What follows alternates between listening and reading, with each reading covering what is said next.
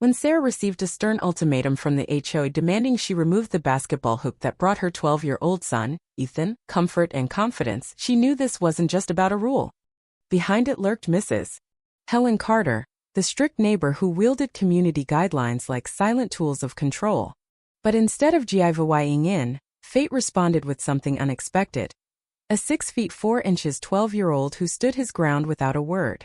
And just wait until you see how this tale unfolds, how justice in the end found its way home. It didn't arrive by mail. Sarah spotted it first thing that morning, half awake, shuffling into the hallway with a coffee mug still more steam than drink. A white corner poked out from under the front door like a stray coupon. But this wasn't a coupon, it looked official, deliberate. She bent down, picked it up. Heavy paper, thick envelope, stamped at the top HOA Community Board, Pinewood Estates. Below in bold, angry red letters, violation notice. You have 48 hours to remove the unauthorized structure or face escalating fines. She read it twice before it sank in, then a third time, slower, her pulse quickening.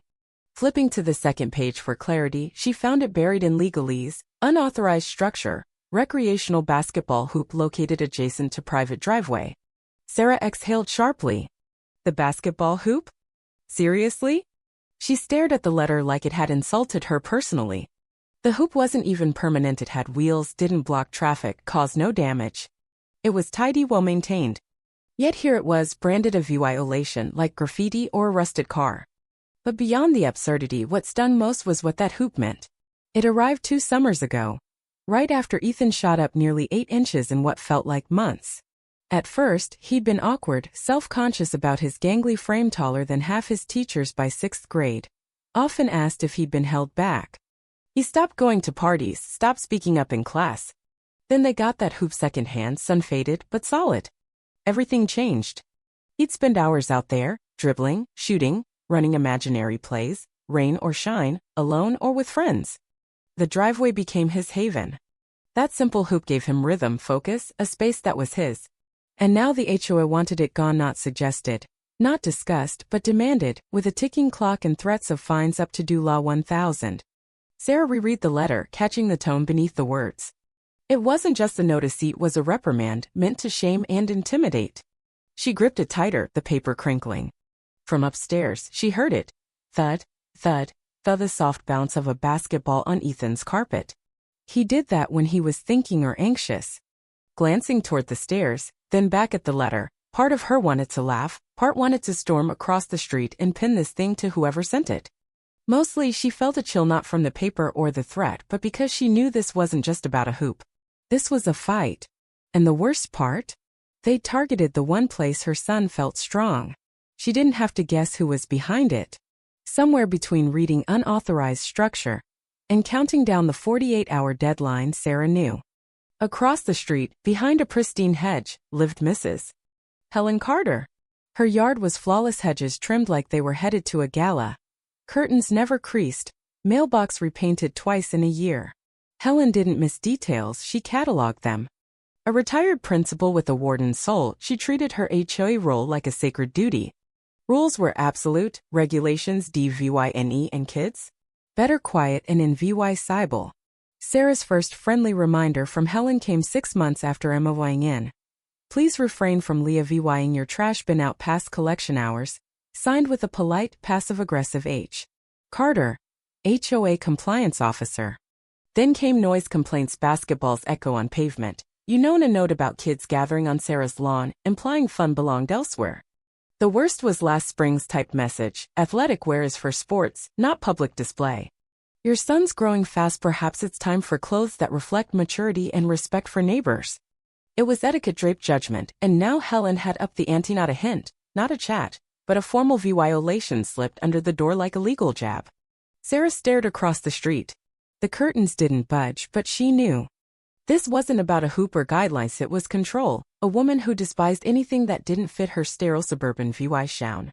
Ethan, 12, built like a linebacker, laughing in gym shorts on a sunny driveway, didn't fit. Dinner was tense, not the cozy kind where a family eats in peace. Every fork clink sounded too loud, every breath felt held. Ethan sat across from Sarah, his plate full but untouched, poking at his food like he was elsewhere. She watched him, saying nothing at first. He hadn't spoken since coming downstairs. "No, what's for dinner?" "No, can I have ketchup?" Not even a grunt. For a 12-year-old with a linebacker's appetite, that silence screamed. He wasn't mad or sulking, just looked small, which was ironic because Ethan was anything but. At 12 he towered over his uncle, had hands like an athlete, ducked through doorways. Strangers pegged him at 16, sometimes 17, cashiers eyeing Sarah like she was fibbing when she said 6th grade. Yet here he sat, shoulders curled in, shrinking himself. Sarah reached for her water, needing something to do. "Food okay?" He nodded, eyes down. She tried again. They didn't give a real reason, just said it. "That's the neighborhood's look." Another faint nod. She didn't push. She knew what he was thinking. This wasn't just a hoop, it was his sanctuary. Out there, shooting and dribbling, he was in charge. No one judged his size or awkwardness. Taking it down wouldn't just be a hassle, it'd be cruel, telling him he was too loud, too big, too much. Shrink. Fit in. Go away. Sarah swallowed hard, watching her quiet, brave boy brace himself to let it go. He always made himself smaller for others. Not this time. She set down her fork. "You don't have to vanish just because someone doesn't like how you shine." Ethan glanced up, meeting her eyes. He didn't speak, but a flicker crossed his face. Maybe he believed her. She tapped his plate. "Eat. You've got growing to do." He gave a small smile and picked up his fork. Sarah sat at the kitchen table, the HOA letter beside her, phone to her ear. She'd scoured the homeowner's manual, a brick of a binder, and found no clear rule against the hoop. So she called.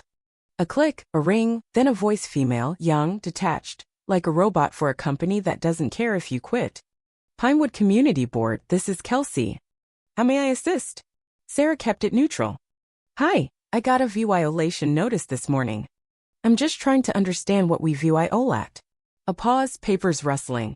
"Yes, we've had a complaint about a non-compliant accessory structure in your driveway. Due to aesthetic standards and precedent, it must be removed within 48 hours per Section 4B. Sarah blinked. "Aesthetic standards?" "Yes, ma'am. Pinewood maintains a unified SUL profile for public-facing property." Sarah stared at her phone. "So which part of 4B bans a basketball hoop?" Another pause.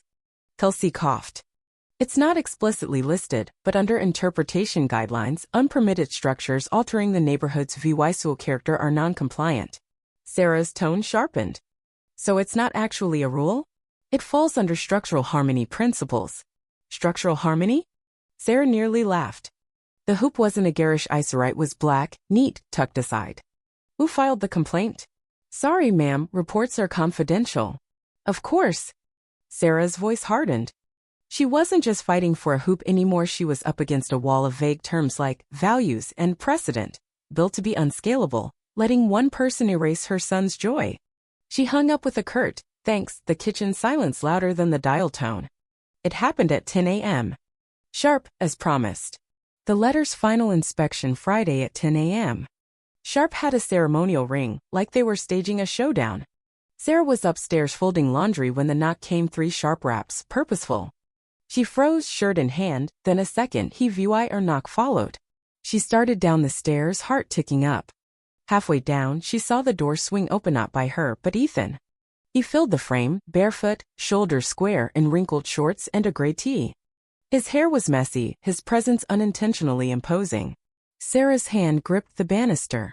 Outside stood 2 men. One in a tight HOA polo, clutching a clipboard, lanyard oozing self-importance. The other filming with his phone, not even subtle. The clipboard guy blinked, unprepared for a 6th grader who could outlift him. Is your mom home?" Ethan didn't answer right away, just stared, calm and steady. Sarah stepped forward, hand on his shoulder. "Yes, I'm here." The man exhaled. "Ma'am, we're verifying the non-compliant structure's removal. We're recording for HOA records only." Sarah's smile was tight. "You're filming a 12-year-old on private property without permission?" The cameraman faltered, lowering the phone. "It's just, you're done," she cut in. The clipboard guy hesitated. "If it's not removed, we'll issue another violation and escalate." Sarah stepped forward, forcing him back. "Leave my property. Now. And if you film my kid again without consent, you'll hear from someone less polite." They left, wordless.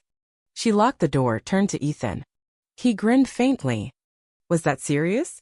Exactly what it looked like, she said, and a line was drawn. Word spread fast. By morning, the neighborhood Facebook group Usually Lost Pets and Lawn Tips was ablaze. HOA guys filming a kid? Hoop bands now? Mrs. See again? Sarah sipped coffee, scrolling silently, smiling. Comments piled up, angry, sarcastic, confused. People were fed up with secret citations and petty rules.